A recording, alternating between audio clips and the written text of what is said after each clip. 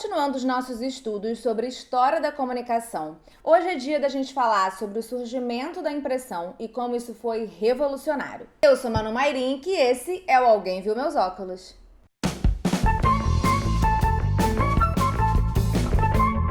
Bom, eu vou começar com a história que no geral é contada, aquela que as pessoas mais sabem, que a gente aprende na faculdade e tal, embora isso esteja começando a mudar.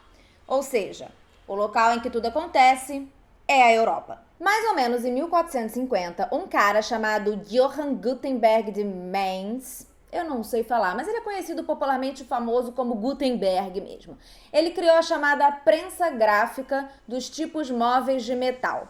Tem uma imagem mais ou menos aí aparecendo para você agora que mostra como que funcionaria, né? Mas basicamente você teria as letrinhas soltas e conseguiria colocar na ordem das palavras e botava a tinta por cima e imprimia no papel.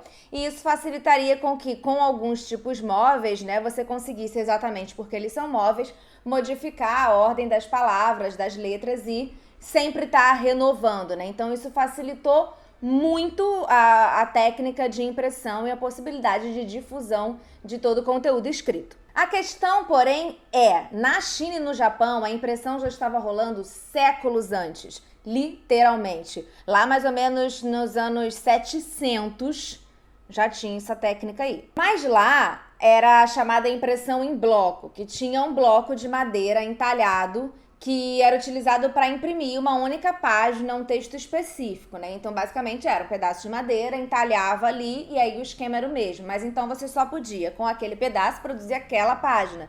Diferente dos tipos móveis que você tinha essa possibilidade de mudança. Os motivos que os autores acreditam que essa técnica acabou não sendo difundida para outros lugares e ficou ali presa entre China e Japão é que lá eles têm um sistema de escrita diferente, né? Que tem milhares de ideogramas e não o alfabeto que a maior parte desses países ocidentais tem, tratando só, enfim, de um limite de caracteres específico. Já eu acho que é porque a história sempre levou em consideração o que acontece na Europa e se você não estava na Europa, cagou, dane-se você. Mas não para por aí. Lá mais ou menos no século XV, os coreanos criaram uma forma de tipos móveis, muito igual a do Gutenberg, mas um pouco antes realmente. A invenção europeia, os historiadores acreditam que ela pode ter sido estimulada pelas notícias que estavam chegando vindas da Coreia. Então, assim, Gutenberg ouviu aquela história e falou, tá, legal, vou dar uma adaptada aqui, fazer um negócio maneiro aqui, uma versão nossa. Adivinha quem ficou famosão na história? Pois é, isso mesmo. O fato é que a partir ali dessa invenção do Gutenberg, a Europa viveu uma verdadeira revolução. Então, até o ano de 1500, cerca de 13 milhões de livros estavam circulando em uma Europa que tinha 100 milhões de habitantes. Isso é, tipo, muita coisa.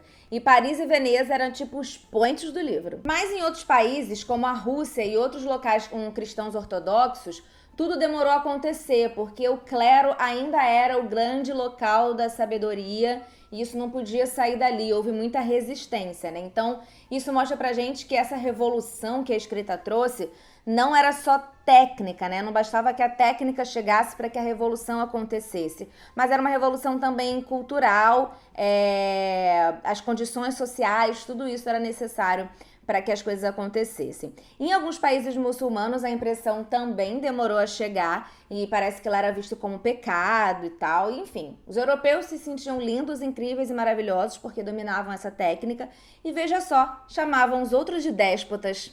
Enfim, a hipocrisia. Uma pausa para avisar que é importante lembrar que todas as principais informações desse vídeo saíram deste livro aqui, Uma História Social da Mídia, de Asa Briggs e Peter Burke. O fato é que teve gente que não gostou nada dessa popularização, né, da escrita e da leitura e de todo mundo agora poder ler e ter muitos livros. Por exemplo, os escribas ficaram revoltadíssimos, com razão, porque a profissão deles passou a ser absolutamente desnecessária, porque eles eram basicamente as pessoas que faziam as cópias do livro.